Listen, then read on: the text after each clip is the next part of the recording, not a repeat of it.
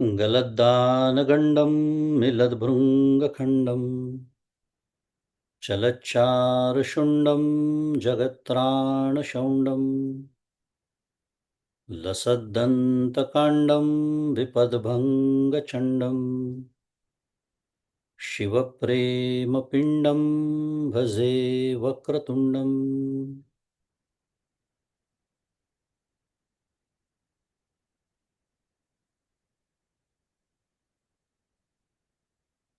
अहं निर्विकल्पो निराकाररूपो विभुर्व्याप्य सर्वत्र सर्वेन्द्रियाणां सदा मे समत्वं न मुक्तिर्न बन्धः चिदानन्दरूप शिवोऽहं शिवोऽहं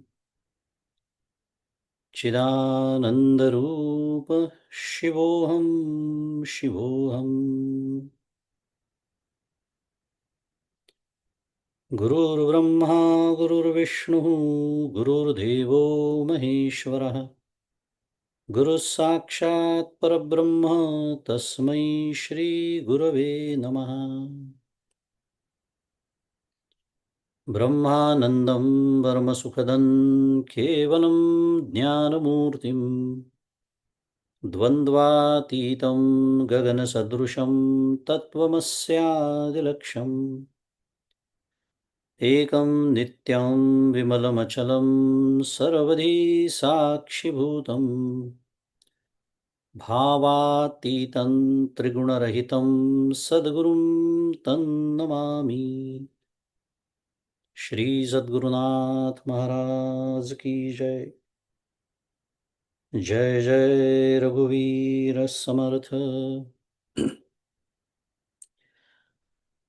श्री राम जय राम जय जय राम।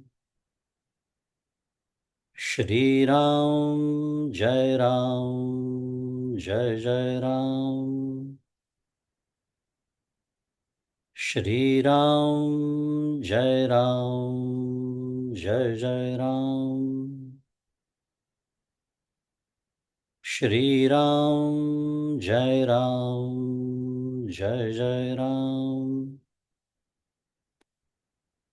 श्री राम जय राम जय जय राम। श्री राम जय राम जय जय राम। श्री राम जय राम जय जय राम। श्री राम जय राम जय जय राम। श्री राम जय राम जय जय राम। श्री राम जय राम जय जय राम। श्री राम जय राम जय जय राम।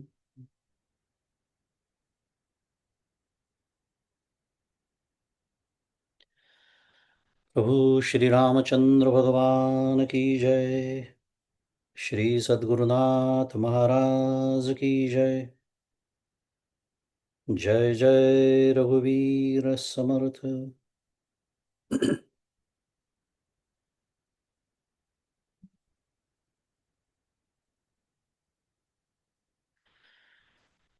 श्री गजानन सद्गुरु परम पूज्य डॉक्टर श्री कृष्ण दत्तात्रय देशमुख उपाख्य डॉक्टर काका आणि परमपूज्य मंदाताई गंधे या सर्वांच्या चरणी शिरसाष्टांग वंदन करतो।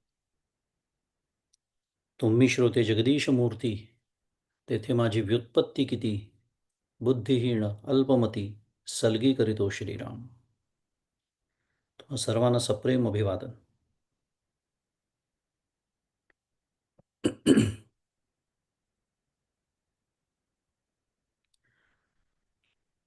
शारदीय नवरात्रोत्सवाच्या मंगल पर्वावरती श्री गजाननाच्या आणि समर्थ रामदास स्वामीजीला शब्दमूळ वाग्देवता म्हणून वंदन करतात.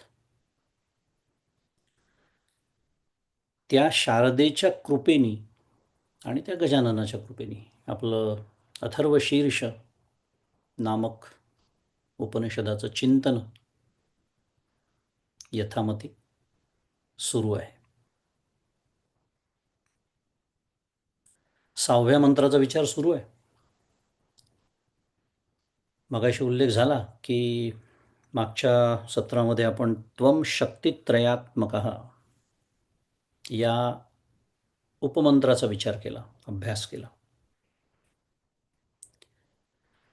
सर्व चेतनमात्रांच्या ठिकाणी स्थित असलेल्या ज्या 3 शक्ती, आपण त्याला ज्ञानशक्ती म्हटलं, इच्छाशक्ती म्हटलं, क्रियाशक्ती म्हटलं, या सर्व शक्तींना व्यापून असलेला, त्यांचा गाभा असलेला, म्हणजेच त्यांचं आत्मक असलेला शक्तित्रयात्मक श्री गजानन. म्हणून श्री गजानन कसे आहेत? शक्तित्रयात्मक आहेत. त्या 3 शक्तींमध्ये व्यापून, तरीही त्या 3 शक्तींपासून अलिप्त, निर्लिप्त, असंग, आणि म्हणून त्या 3 शक्तींच्या अतीत असं हे श्री गजानन तत्व. हा सर्व विचार आपण मागच्या सत्रामध्ये समजावून घेतला. आता आजच्या अभ्यासाचा भाग म्हणून पुढच्या उपमंत्राकडे वळूया. या 6व्या मंत्राचा जो उपमंत्र आहे तो त्वाम योगिनो ध्यायन्ति नित्यम, पुढचा उपमंत्र आहे. त्वाम योगिनो ध्यायन्ति नित्यम म्हणजे योगी जन सतत नित्य तुझे ध्यान करतात, असा त्याचा अर्थ, सरळ सरळ अर्थ. त्वाम, आत्तापर्यंत त्वम त्वम सुरू होतं, आत्ता त्वाम, तुला, तृतीय विभक्ती, किंवा तुझं ध्यान करतात. त्वाम योगिनो ध्यायन्ति नित्यम. आता झाली विचाराला सुरुवात झाली आपल्या, कारण शब्दार्थ तर कळलं आपल्याला, सोपा आहे तसा. पण शब्दार्थ कळून जर अथर्व शीर्षाचं काम झालं असतं तर आपल्याला 28 सत्र कशाला लागली असती. 28 सत्र आपल्याला हौस आहे म्हणून आपण नाही घेतली. त्याची खोली कळावी, त्याची व्यापकता कळावी, त्याची गहनता त्या विचारांची, काय सांगणं सुरू आहे, काय देणं सुरू आहे, त्या उपनिषदकारांना जे सर्व द्यायचं आहे मला, ते सर्व मला माझ्या पदरात पाडून घेता आलं पाहिजे. तर या उपनिषदाच्या चिंतनाने, अभ्यासाने जे प्राप्त होणं अपेक्षित आहे ते मला होणार आहे. त्याच्यासाठी सुरू आहे सगळं. मग काय विचाराला सुरुवात झाली म्हणजे काय झालं? तर त्वाम योगिनो ध्यायन्ति नित्यम, त्याच्यात आपल्याला काय शिकवतात आहे? जो नित्य ध्यान करतो तो योगी. जो नित्य ध्यान करतो तो योगी. अमावस्या पौर्णिमेला जो ध्यान करतो तो योगी असत नाही. किंवा आमचा मेडिटेशनचा क्लास असतो आठवड्यातून 1 दिवस, त्या दिवशी आम्ही ध्यान करतो. रामकृष्ण हरी, त्याला एकच मंत्र आहे फक्त, रामकृष्ण हरी. फार बोलण्याची आवश्यकता त्याच्यावरती नाही. जो नित्य ध्यान करतो तो योगी. कारण ध्यान ही जशी प्रक्रिया आहे तशी ती जीवनपद्धती देखील आहे. ध्यानाचे अनेक प्रकार आहेत.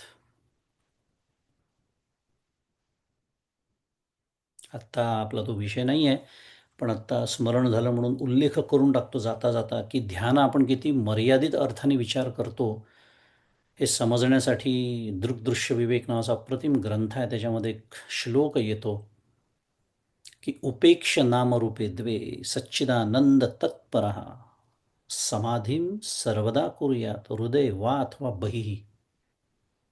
अप्रतिम श्लोक आहे. समाधीं सर्वदा कुर्यात. नुसतं मांडी घालून बसलं डोळे मिटून म्हणजे ध्यान नाही. ते ध्यान आहेच, प्रश्नच नाही, पण त्यांनी फारसं हातात पडत नाही. कारण ते ध्यान करून करून किती वेळ करणार. त्यात पुन्हा मी किती नियमित करतो, माझ्या ध्यानाचा दर्जा काय, अनेक गोष्टी आहेत त्याच्यामध्ये. पण उपेक्ष नाम रूपे द्वे सच्चिदानंद तत्पर, अखंड सच्चिदानंदाविषयी स्वरूपाविषयी तत्पर असणं. आणि समाधीचा अभ्यास कधी करायला सांगितला आहे? समाधीं सर्वदा कुर्यात हृदय वा अथवा वही. असो, मी जसं म्हणालो विषय तो नाही, पण ही जीवनपद्धती आहे. हे जे विधान मी केलं त्याच्यासाठी थोडंसं स्पष्टीकरण दिलं. जीवनपद्धती आहे, कारण परमात्म्याची प्राप्ती इतकी सोपी नाही आहे. देव बाजारचा भाजीपाला नाही र, मनी नाही भाव म्हणे देवा मले पाव. ऐकलं भजन आपण? असो, भगवद्गीतेत सुद्धा योग्याची लक्षणं सांगणारे अनेक श्लोक आहेत. आपल्याला माहिती असतील. परंतु योगारूढ होण्याचा प्रयत्न करणारा जो योगी, योगी म्हणजे अगदी सिद्धपुरुष असा विचार करण्याची आवश्यकता नाही आहे. कारण युज धातू आपल्याला माहिती आहे, त्याच्यामध्ये जुळणे, जीवब्रह्मैक्य वगैरे तो विषय नाही आत्ता पुन्हा. पण एक दृष्टांत द्यायचा झाला तुम्हाला, तर समजा आपला मुलगा आहे किंवा नातू आहे समजा, त्याला मेडिकल कॉलेजमध्ये प्रवेश मिळाला, शुद्ध मराठीत ॲडमिशन मिळाली. तर तो घरी आल्यावर आपण काय म्हणतो, या डॉक्टर,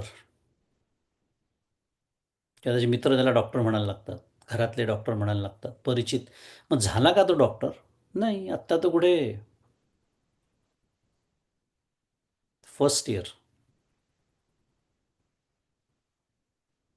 म्हणजे अमेरिकन भाषेत फ्रेशमन, बरं का.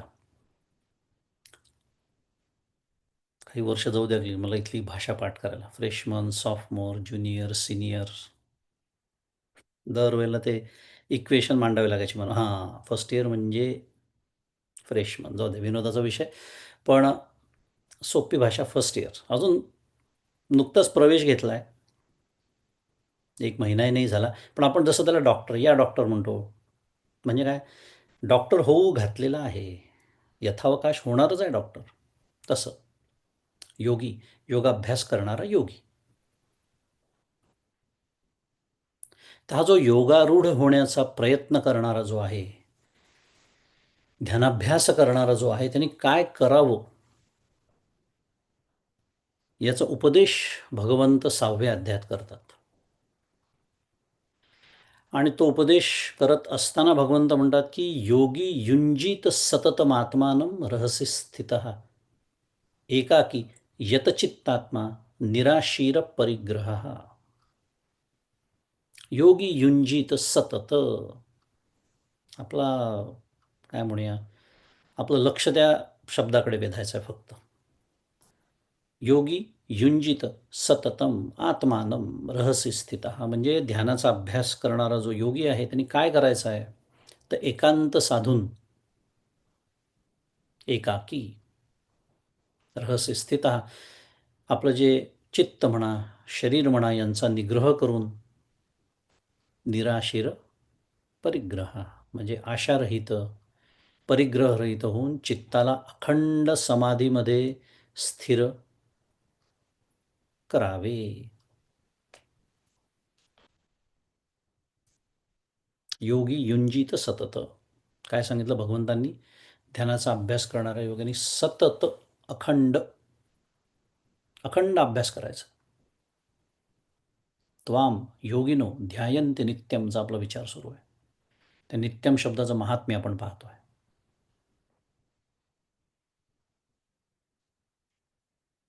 आणि ध्यान हा शब्द आपण जेव्हा उच्चारतो तेव्हा त्याच्यामध्ये त्रिपुटी असते.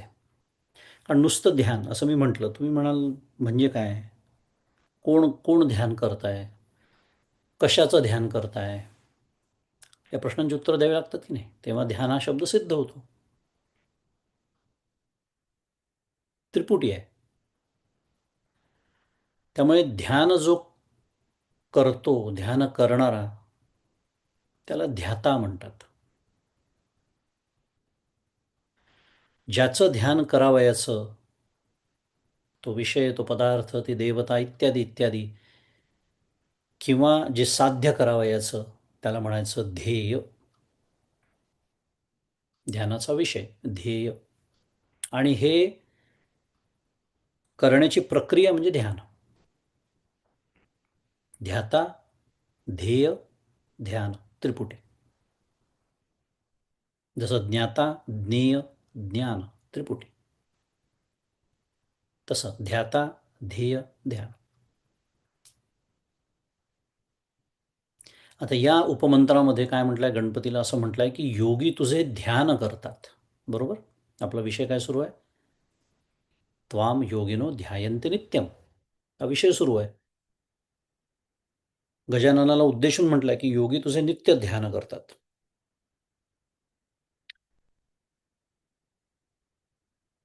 आता श्री दत्तात्रेयांची आरती आहे, आपल्याला माहिती आहे सर्वांना. त्या आरतीत काय म्हटलंय? नेती नेती शब्द न ये अनुमाना, सुरवर मुनिजन योगी समाधी नये ध्याना. सुरवर मुनिजन योगी, तिथे योगी शब्द आहे. आणि पुढे तर असंही म्हटलंय, दत्त दत्त ऐसे लागले ध्यान, हारपले मन झाले उन्मन.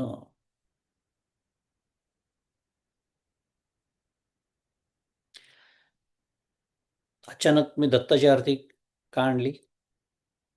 काय सांगणं सुरू आहे? की थोडक्यामध्ये बोलायचं झालं तर सगुण रूपाने श्री गजानन आणि श्री दत्तात्रेय हे जरी वेगळे दिसत असले, त्यांचं सगुण रूप वेगळं आहेच, प्रश्नच नाही. दत्तात्रेय म्हटले की आपल्याला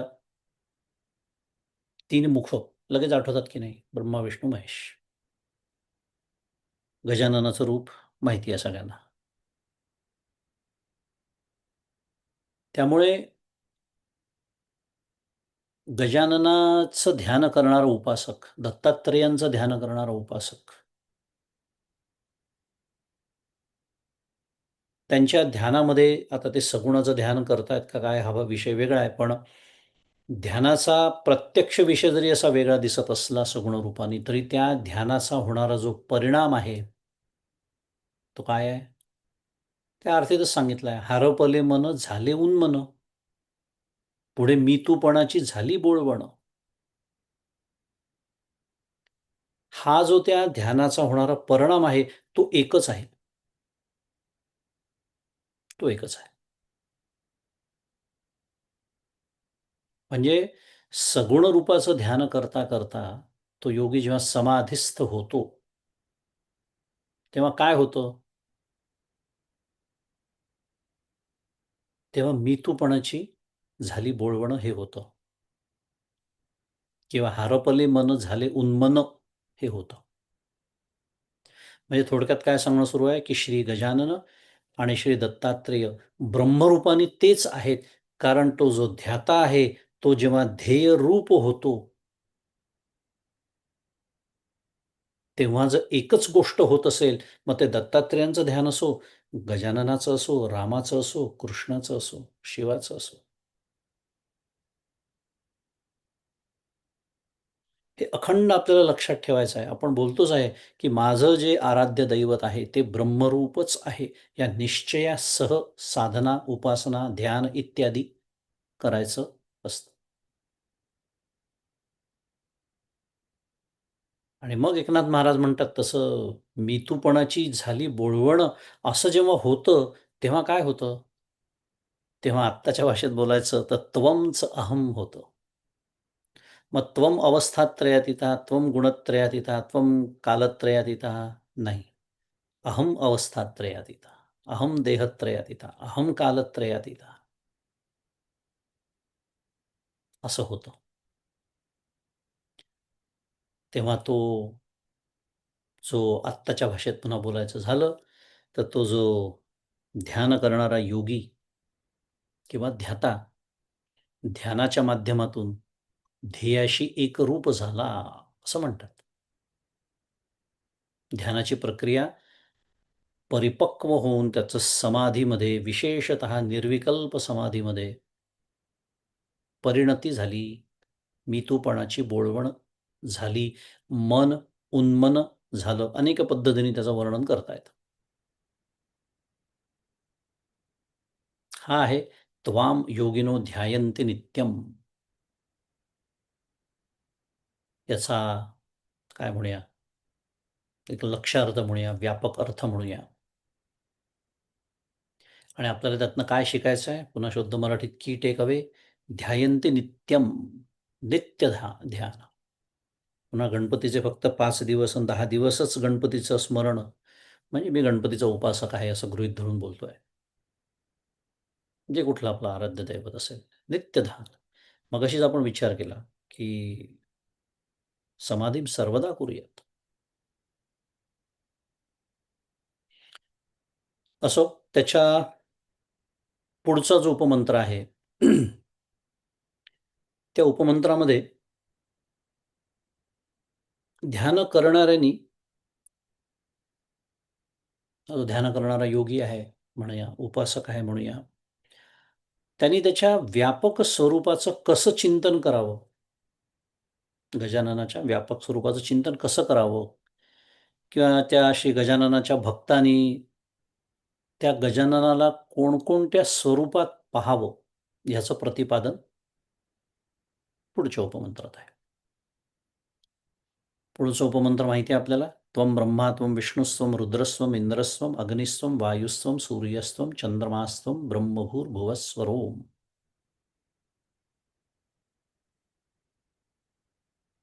एवढा मोठा उपमंत्र. आत्तापर्यंत माझा या उपमंत्राशी संबंध काय? एका श्वासामध्ये मध्ये न थांबता म्हणण्याचा प्रयत्न करणे, आणि इतरांना ते जमत नाही, मला जमतं. मधनं थोडंसं विनोदी बोललं पाहिजे ना. हे विनोदी जरी असलं तरी हे काय म्हणूया, ही वस्तुस्थिती आहे. जेव्हा सामूहिक पठण होतं तेव्हा स्पर्धा लागते. मध्ये न थांबता एका श्वासात एवढं मोठं मला कसं जमतं आणि त्याला जमत नाही, तिला जमत नाही इत्यादी. हेच तर करत आलो की नाही आपण इतकी वर्ष अथर्वशीर्षाच्या नावाची. असो, विनोद बाजूला ठेवूया. पण त्वं ब्रह्मा, त्वं विष्णू, त्वं इंद्रस्त्वं इंद्रस्त्वं वगैरे सगळा आत्ता जो मी उपमंत्र म्हटला तो म्हणजे तू ब्रह्मा आहेस, तूच विष्णू, तूच रुद्र, तूच इंद्र, तूच अग्नी, तूच वायू, तू सूर्य, तू चंद्र, पुन्हा तू ब्रह्म, ते आहेच. आणि तो व्यावृती असा आपण मागच्याला विचार केला होता. व्यावृती म्हणजे भूः म्हणजे पृथ्वी, भुवः म्हणजे आकाश, आणि स्वः म्हणजे अंतरिक्ष किंवा स्वर्ग, असा त्याचा अर्थ आहे. आणि ओम, स्वरोममध्ये ओम शब्द येतो. ओम म्हणजे ओंकार स्वरूप आहेस. एवढा मोठा हा उपमंत्र आहे. आता विचार विचार करायचा आपल्याला, कारण विचारासाठीच आपण इथे बसलेलो आहे. काय? की हा जो 6वा मंत्र आहे त्याच्यामध्ये त्वम अवस्थात्रयातीता, त्वम देहत्रयातीता, त्वम कालत्रयातीता, त्वम मूलाधारस्थितोऽसि नित्यं, त्वम शक्तित्रयात्मकः, त्वाम योगिनो ध्यायन्ति नित्यम. असं सगळं तू अवस्था त्रयातीत आहेस, तू कालत्रयातीत आहेस, तू शक्तित्रयातीत, असं सगळं वर्णन सुरू असताना त्याच मंत्रामध्ये तू ब्रह्मा, तू विष्णू, तू इंद्र, येतो की नाही मनामध्ये विचार? म्हणजे आला पाहिजे, आला पाहिजे. कारण काय की आत्तापर्यंत श्री गजाननाच्या निर्गुण म्हणूया, निराकार, निरवयव, निरुपाधिक, निरपेक्ष, व्यापक, अनेक पद्धतीने ज्याला स्वरूप लक्षणं म्हणतात. म्हणजे ब्रह्मरूप गजानन थोडक्यात. ह्या स्वरूपाचं वर्णन करून झालं, बरोबर? आपण सगळा त्याचा अभ्यास केला एवढ्या सगळ्या सत्रांमध्ये. परंतु हे जे गजाननाचं स्वरूप आहे, जे खरं स्वरूप आहे, ब्रह्मरूप गजानन, जिथपर्यंत आपल्याला पोहोचायचं आहे तेच आपलं अंतिम ध्येय आहे अर्थातच.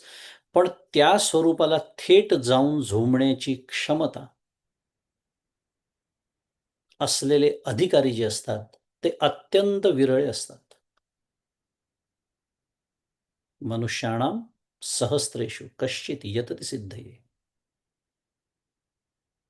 ततामपि सिद्धानां कश्चिन् मां वेत्ति तत्त्वतः. भगवंत सुद्धा मान्य करतात भगवद्गीतेत.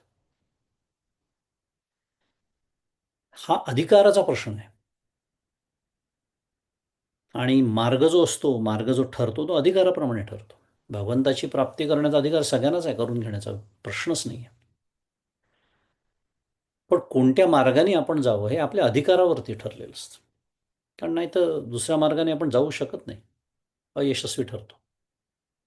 मुद्दा निर्गुण निराकाराला जाऊन झोंबण्याची म्हणजेच निरालंब साधन करण्यासाठी जी तपश्चर्या लागते, जे वैराग्य लागतं जबरदस्त तीव्र, एकाग्रता लागते इत्यादी, तो आत्ता आपला विषय नाही. पण असा अधिकार असलेले फार विरळे असतात. एक उदाहरण घेऊया, कारण आपला ध्यानाचा विषय सुरू आहे. त्वाम योगिनो ध्यायन्ति नित्यम, त्याच्यानंतर हा उपमंत्र आहे, त्वम ब्रह्मा त्वम विष्णूस्त वगैरे. समजा मी असं तुम्हाला म्हटलं की पाण्याचं ध्यान करा. पाणी एक आपण दृष्टांत म्हणून पाहतोय. पाण्याचं ध्यान करा. आता खरं विचार केला तर पाणी भौतिक पदार्थ आहे, रूपवान पदार्थ आहे, म्हणजे डोळ्यांनी दिसतो. आकार नसेल त्याला, ज्या भांड्यात टाकावं तसा आकार ते घेतं. पण रूपवान आहे की नाही, रूप आहे की नाही पाण्याला, आहे. त्याला काही गुणधर्म आहेत की नाही, आहेत. पण मी जर म्हणलं पाण्याचं ध्यान करा, कठीण जातं. पण तेच त्याला जर एखादी उपाधी चिकटवली, जसं म्हटलं पावसाच्या पाण्याचं ध्यान. पावसाचं पाणी, सरोवरातलं पाणी, नदीचं वाहतं पाणी, समुद्रातील पाणी,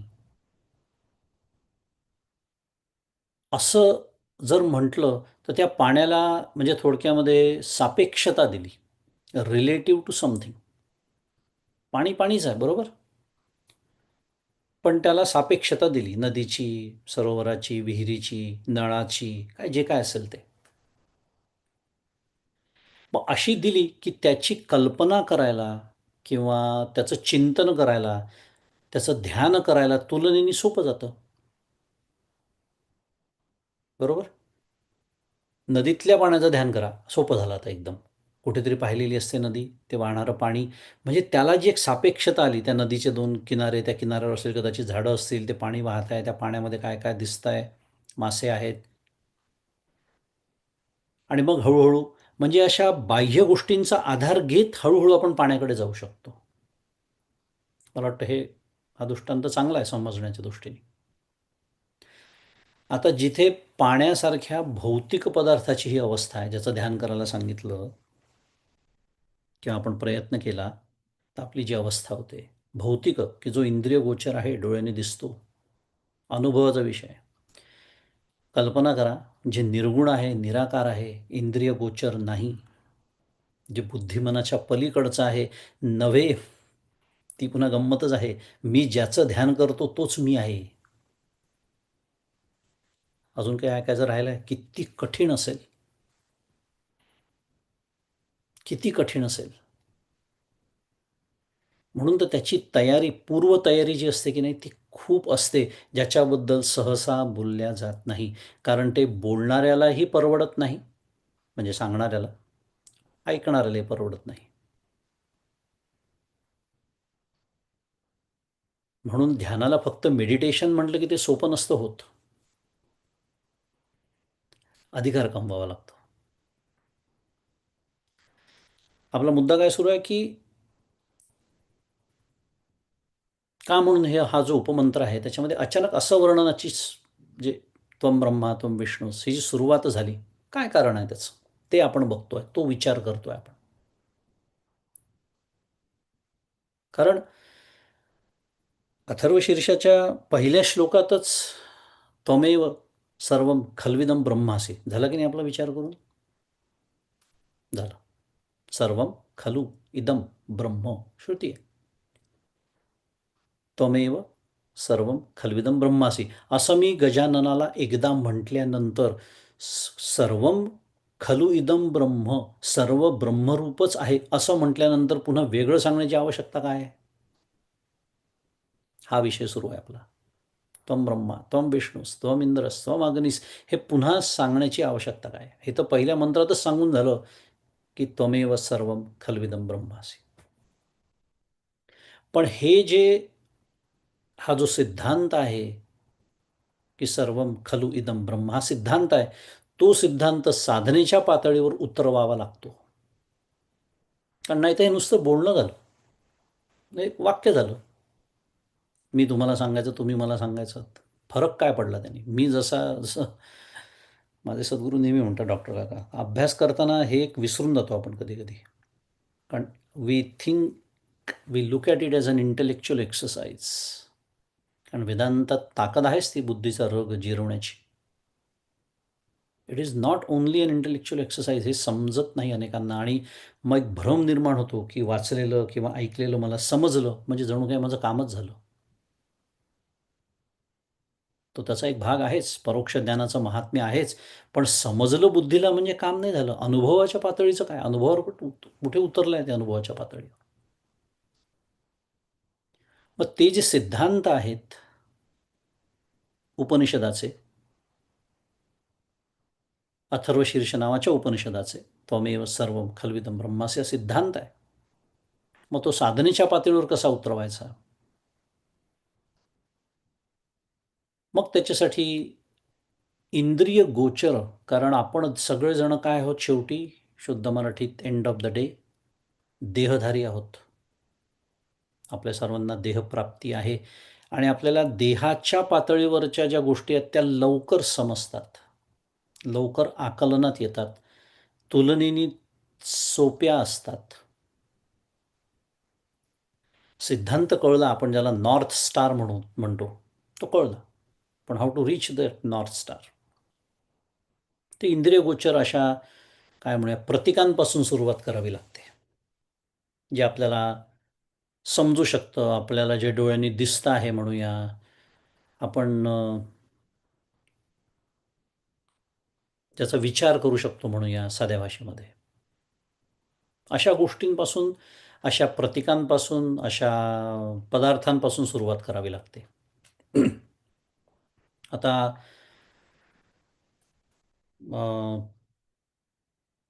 उदाहरण द्यायचं झालं तर 9व्या अध्यायामध्ये राजविद्या राजगुह्यम पवित्रम इदम उत्तमम प्रत्यक्षावगमम धर्म्यम सुसुखम कर्तुमव्ययम, असं म्हणत भगवंतानी आपलं जे परमात्मा, आपलं म्हणजे परमात्म्याचं जे व्यापक, सर्व व्यापक जे स्वरूप, ज्याला भगवंतानी राजगुह्य म्हटलं, ते सांगायला सुरुवात केली अर्जुनाला. तेव्हा सुरुवातीलाच भगवंत काय म्हणतात अर्जुनाला? मया ततमिदम सर्वम जगदव्यक्त मूर्तीना. 9व्या अध्यायाची सुरुवात म्हणजे 4था श्लोक आहे तो 9व्या अध्यायातला.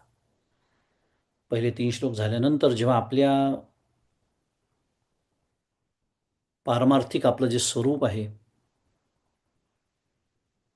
सर्व जगताची जी निर्मिती, भूतांची निर्मिती, हे सगळं सांगताना सुरुवातच भगवंत म्हणतात आहे, मया ततमिदं सर्वम जगत अव्यक्त मूर्तीना. म्हणजे माझ्याकडून, मया म्हणजे माझ्याकडून, हा निराकार मी जो आहे परमात्मा अव्यक्त, त्या परमात्म्याकडून हे सर्व जग पूर्ण व्यापलेले आहे. बरोबर. म्हणजे आपण मगाशी काय बोलत होतो, त्वमेव सर्वम खल्विदम ब्रह्मासी, हेच दुसऱ्या भाषेत सांगणं सुरू आहे 9व्या अध्यायात. भगवंत सांगतात आहे अर्जुनाला. ब्रह्म म्हणण्याच्या ऐवजी फक्त भगवंत या भूमिकेतून बोलत असल्यामुळे मया शब्द आहे तिथे. माझ्याकडून, मी जो निराकार परमात्मा संपूर्ण जग व्यापल्या गेलेला आहे. या पद्धतीने संपूर्ण 9व्या अध्यायामध्ये परमात्म्याच्या व्यापक स्वरूपाचं वर्णन आहे. प्रकृतीम स्वाम अविष्टभ्य, मी प्रकृतीचा स्वीकार करतो, या जगताची निर्मिती करतो, मस्थानी सर्वभूतानी, बऱ्याच पद्धतीचं वर्णन आहे. अप्रतिम आणि अत्यंत गहन अध्याय असा तो आहे. आपला आत्ता तो विषय नाही. मुद्दा आपला हा सुरू आहे की इतकं सगळं तत्त्वज्ञान अर्जुनाने ऐकल्यानंतर, मुख्य मुद्दा काय, अर्जुनाने, की ज्याच्या सद्भाग्याने प्रत्यक्ष भगवंत त्यांच्या सान्निध्यात तो आहे, भगवंत त्याला हे तत्त्वज्ञान सांगतात आहे, असा अर्जुन, पुन्हा अर्जुनासारखा अत्यंत अधिकारी श्रोता. पण हे सगळं व्यापक वर्णन 9व्या अध्यायात ऐकल्यावर सुद्धा 10व्या अध्यायाच्या सुरुवातीला अर्जुन काय म्हणतो भगवंताला, की सर्व काळ तुझं चिंतन करणारा जो मी आहे त्याने तुला कसं जाणावं. म्हणजे पुन्हा आपण काय बघतोय, सिद्धांत रूपाने तुझं स्वरूप काय आहे कळलं मला, संपूर्ण जगत तू व्यापलेला आहेस इत्यादी इत्यादी आपण हे सगळं बोललो, ते कळलं. पण मी तुला जाणू कसं, how do I know you. Know, experience, realise इत्यादी इंग्लिश शब्द. म्हणजे आपल्या साध्या भाषेत बोलूया, या आचरणाच्या पातळीवरती, या साधनेच्या पातळीवरती मी ते कसं उतरवू. केषु केषु च भावेषु चिंत्योसी भगवन मया. अर्जुनाने प्रश्न विचारलेला आहे 10व्या अध्यायामध्ये भगवंताला. म्हणजे केषु केषुच भावेषु म्हणजे कोणकोणत्या पदार्थांमध्ये किंवा गोष्टींमध्ये, कोणकोणत्या रूपामध्ये म्हणूया, माझ्याकडून तू चिंतन करण्यास योग्य आहेस. म्हणजे अर्जुनासारखा श्रोता, मी मगाशीच म्हणालो अधिकारी श्रोता, 9व्या अध्यायाचं तत्त्वज्ञान ऐकल्यानंतर 10व्या अध्यायामध्ये हा प्रश्न विचारतो भगवंताला. आणि मग भगवंतांनी आपल्या अनेक विभूतींचं वर्णन 10व्या अध्यायामध्ये केलेलं आहे. आपल्या सर्वांना माहिती आहे विभूती योग.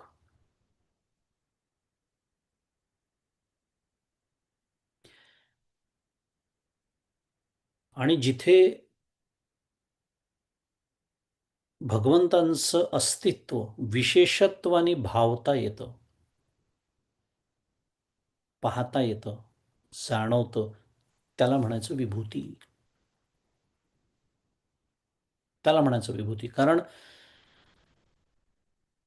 आत्ताच आपण एवढा विचार केला की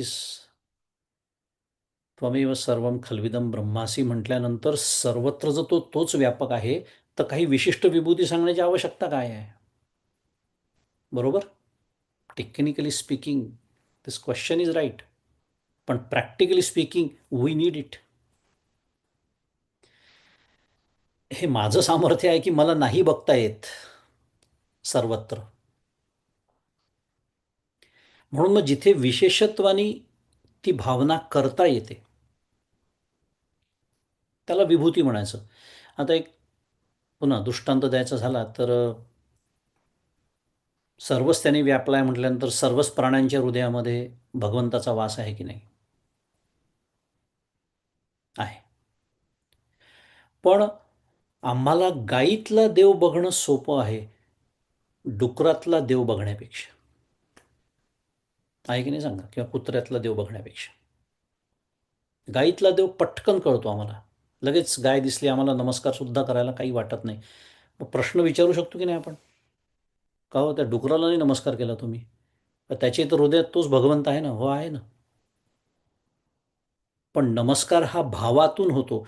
माझ्या भावाची जागृती गायीला बघितल्यानंतर होते, ती त्या प्राण्याला बघून होत नाही. ही समस्या माझी आहे का त्या प्राण्याची आहे? करा विचार. मुद्दा गायीतला देव बघणं सोपं आहे डुकरातल्या आणि कुत्र्यातल्या देवापेक्षा. आणि तो ज्यांना दिसतो ते नामदेव महाराज, ज्यांना गाढवात देव दिसतो ते संत एकनाथ महाराज. ते संत असल्यामुळे त्यांना सर्वाभूती परमेश्वर दिसतो.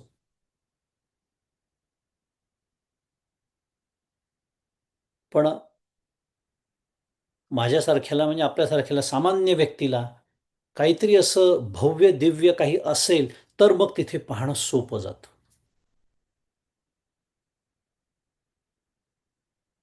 पाहणं सोपं जातं.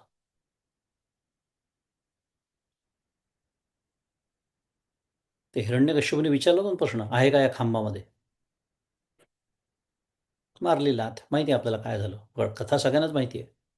कारण तो नाही अशी जागाच नाही आहे. तो नाही असा काळ नाही. सारांशाने बोलू की या उपमंत्रामध्ये श्री गजाननाच्या म्हणजेच परमात्म्याच्या विभूती सांगितल्या आहेत.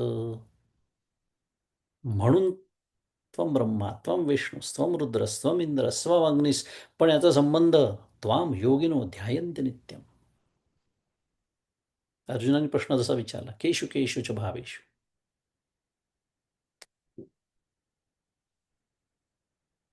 त्याच्यामुळे ब्रह्मा विष्णू महेश. महेश म्हणजे रुद्र, आपल्याला माहिती आहे. हे काय आहेत? सृष्टीची निर्मिती, अ, सृष्टीचं सांभाळ, स्थिती म्हणजे पालन म्हणूया. आणि योग्य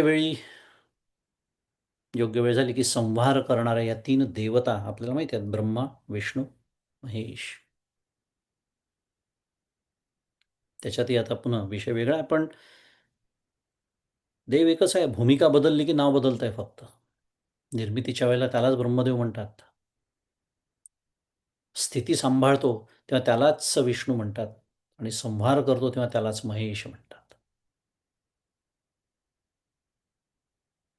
हरिहरा नाही भेद. किती गोष्टी शिकता येतात म्हणून मी म्हणालो यालाच तर चिंतन असं म्हणतात. मुद्दा ब्रह्मा विष्णू महेश. त्वं ब्रह्मा त्वं विष्णू स्वं रुद्रस. त्वं रुद्र म्हणजे निर्मिती, स्थिती, पालन या ज्या 3 देवता आहे, या 3ही देवतांच्या ठिकाणी तू आहेस हे सांगणं सुरू आहे. त्वं. त्वं ब्रह्मा म्हटलंय की नाही? त्वं विष्णू त्वं रुद्र त्वं इंद्र. देवांचा अधिपती, सर्व देवांचा राजा, सर्व राजांमध्ये सर्वश्रेष्ठ तो इंद्र तू आहेस किंवा त्या इंद्राच्या ठिकाणी तू आहेस. अग्नी, वायू, सूर्य, चंद्रमा. त्वम अग्निस्त्वम वायुस्त्वम सूर्यस्त्वम चंद्रमा. काय आहे सगळं? निसर्गातल्या व्यक्त शक्तींची रूप आहेत. त्यांच्या ठिकाणी तू आहेस. आता त्यांच्या ठिकाणी तू आहेस म्हणजे काय? तू त्यांना कार्यक्षम करतो. म्हणजे तरी काय?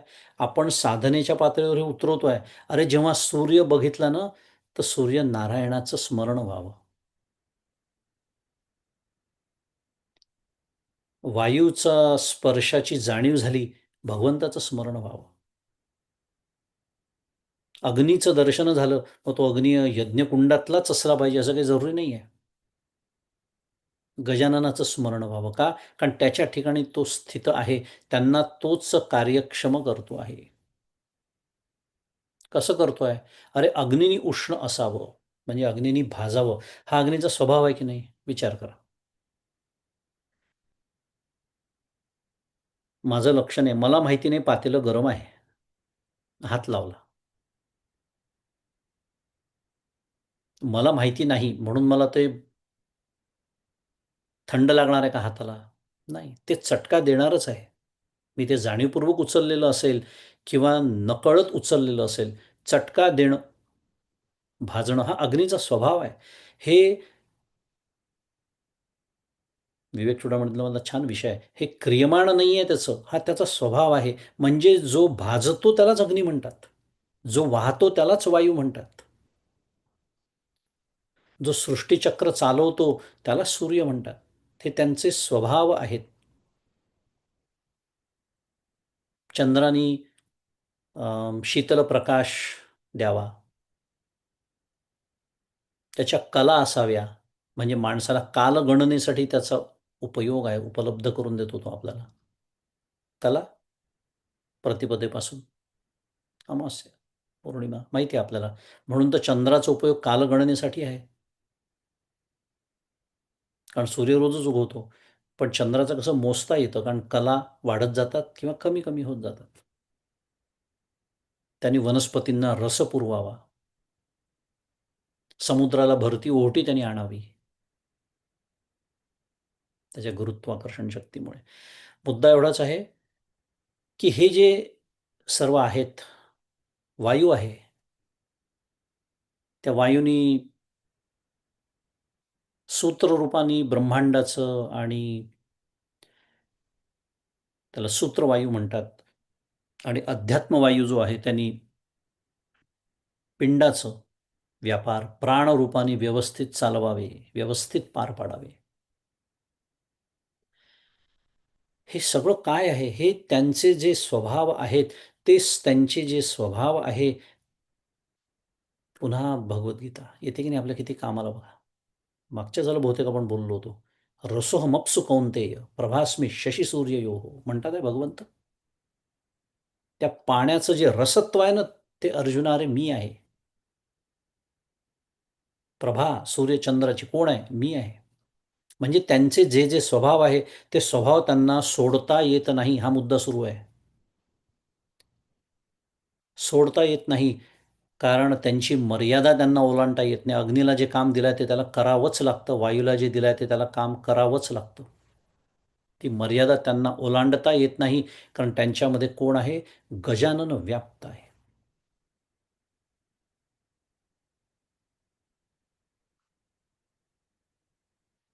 भयादस्याग्निस्तपती भयात् तपती सूर्यः भयादिंद्रश्च वायुश्च मृत्युर्धावती पंचमः.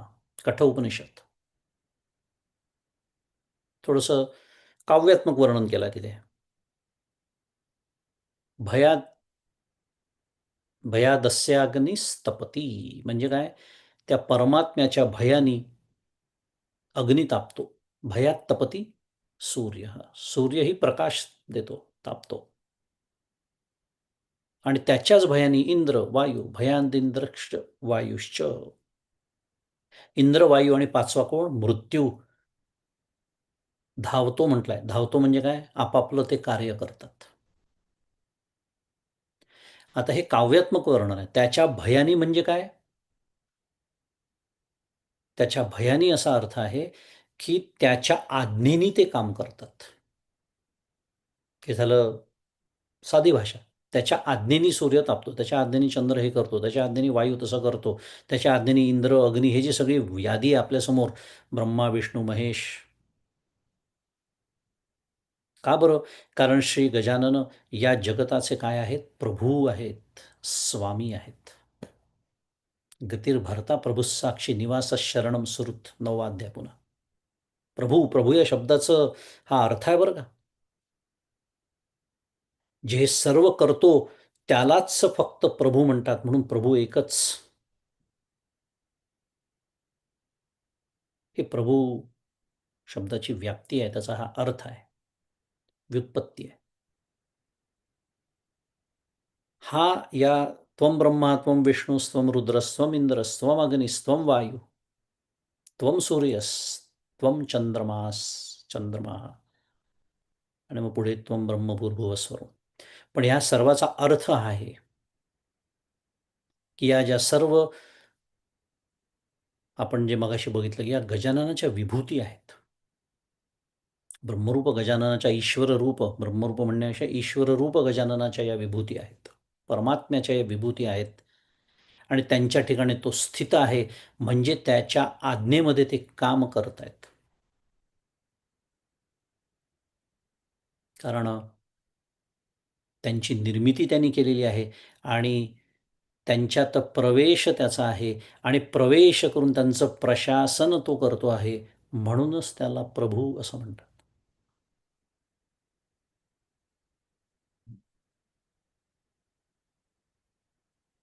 तदनुप्राविशत तशी श्रुती आहे. तत्सृष्टा सृष्ट्वा तदनुप्राविशत. बरं, या ज्या विभूती आहे ज्यांचा आपण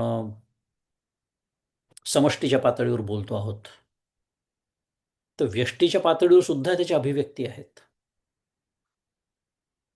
व्यापक गजाननाचा जसा विचार करता येतो तसा ब्रह्मा विष्णू महेश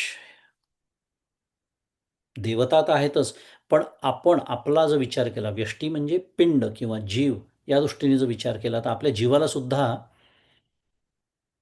निर्मितीचं, एखाद्या गोष्टीचं व्यवस्था सांभाळण्याचं आणि संहाराचं सामर्थ्य आहे की नाही? आहे. आता रोजच्या पातळीवरती आपण किती गोष्टींचा संहार करतो. एखादा पदार्थ आपण खाऊन संपवतो म्हणजे काय? संहार झाला की नाही त्याचा? संपवलं.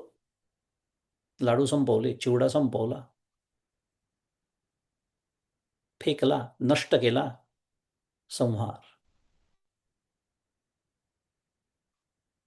हे जे सामर्थ्य आहे, इंद्र आहे, तो आपल्याला सर्व प्रकारचं कार्य करण्याचं सामर्थ्य प्रदान करतो. विविध, अखंड आणि विविध प्रकारची कार्य आपण करतो. अग्नी आहे. आपल्या सर्व कर्मेंद्रियांना तो कार्यक्षम करतो. आता जठराग्नी माहिती आहे आपल्या सर्वांना. कोण पचवतो? अन्न कोण पचवत आहे? आहे. पुन्हा भगवद्गीता येतेच कामाला. माहिती आहे श्लोक सगळ्यांना, सांगण्याची पण आवश्यकता नाही आहे. नावच त्याचं जठराग्नी आहे. सर्व कर्मेंद्रियांना कार्यक्षम करतो. वायू जो असतो तो आपल्या सर्व ज्ञानेंद्रियांना प्राणरूपाने ज्ञान ग्रहण करण्यास काय करतो? सक्षम करतो.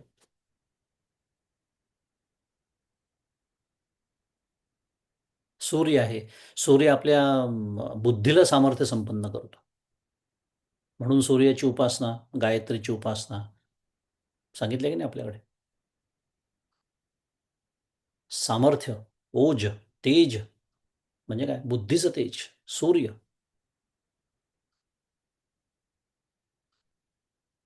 चंद्र आहे. चंद्र आपल्या मनाचा कारक समजला जातो. म्हणजे आपल्या मनोवृत्तीवरती परिणाम करणारा ग्रह आहे बरं का तो. खूप तर्कशुद्ध आहेत या गोष्टी. कारण मन म्हणजे चित्त, साध्या भाषेत ते जलतत्वाचं सांगितलेलं आहे. बरोबर? जलतत्वाचं ते आहे आणि एवढा मोठा समुद्र त्याला भरती ओहोटी आणण्याचं सामर्थ्य त्या चंद्रामध्ये आहे. तर माझ्या अंतःकरणात जलतत्वाचं जे चित्त, मन त्याच्यावर परिणाम होणार नाही का त्याचा? होतोच. मुद्दा त्वं ब्रह्मा त्वं विष्णू त्वं इंद्रस्त्वं त्वं रुद्रस्त्वं इंद्रस्त्वं अग्नी त्वं वायुस्त्वं सूर्यस्त्वं चंद्र. या सर्वाचा आपण जो आत्ता विचार केला तो जसा समष्टी पातळीवरती करता येतो तसाच या व्यष्टीच्या पातळीवरती सुद्धा करता येतो. आणि या सर्व मुख्य मुद्दा आपला काय सुरू आहे?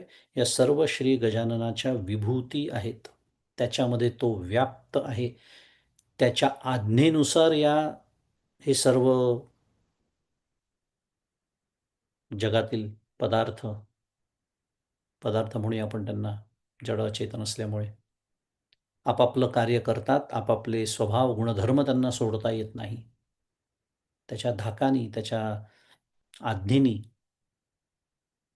आणि अगदी शास्त्रशुद्ध शब्द वापरायचा झाला तर त्याच्या अधिष्ठानावरती त्या सर्व विभूतींचं कार्य सुरू असतं.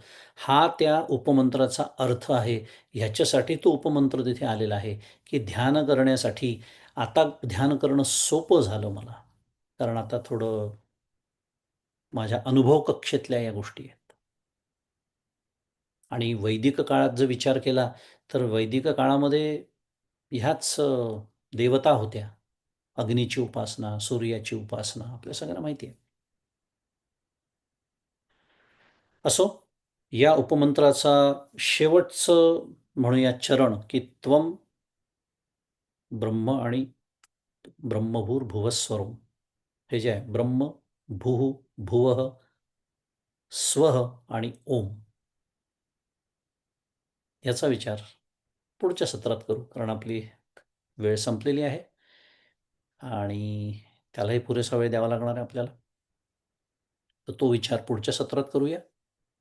आणि आजचं हे चिंतन नेहमीप्रमाणे श्री गजाननाच्या चरणी, सद्गुरूंच्या चरणी अर्पण करू आणि थांबूया. श्री सद्गुरुनाथ महाराज की जय. जय जय रघुवीर समर्थ.